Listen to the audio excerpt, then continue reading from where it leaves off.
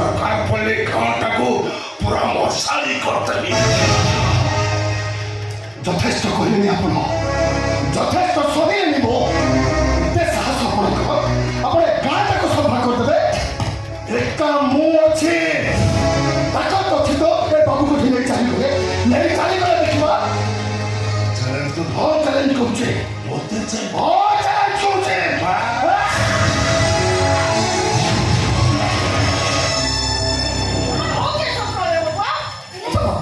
ତମେ କାହିଁକି ତାକୁ ଅଟକେଇ ରଖିବା? କାହିଁକି ତାଙ୍କର ଗାଡ଼ି ଧକ୍କାରେ ଭୟଙ୍କର କ୍ଷତିଗ୍ରସ୍ତ ହୋଇଥିବା ଲୋକଟା ଏବେ ମେଡିକାଲ ଯାଇଛି।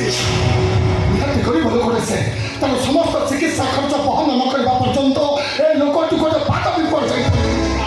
ଠିକ ଅଛି ବାବା, ସେ ଲୋକଟା ସୁସ୍ଥ ହେବା ପାଇଁ ଯେତେ ଟଙ୍କା ଦରକାର ସବୁ ଟଙ୍କା ମୁଁ ଦେବି। ତମେ ସେଥିପାଇଁ ଏତେ ବ୍ୟସ୍ତ ହୁଅ। ତମେ ଏଇଠୁ ସିଧା ହସ୍ପିଟାଲ ଯାଅ, ଯେତେ ଟଙ୍କା ଖର୍ଚ୍ଚ ହଉ ସେ ଲୋକଟା ସୁସ୍ଥ ହେବା ନିହାତି ଦରକାର। ଆରେ ଯାଅ। ଆସ କରିକି ଆସ। ଯିବା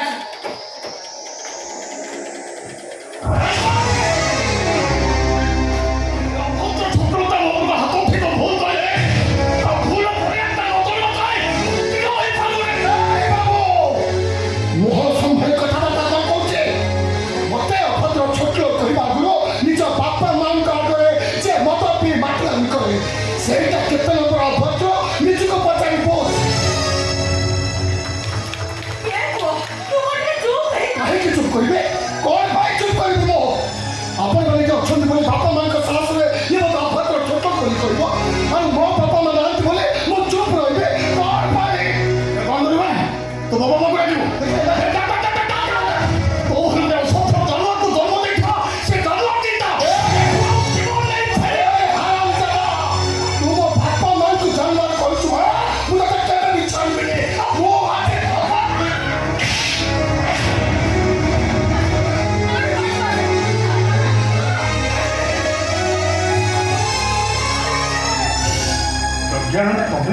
ତମେ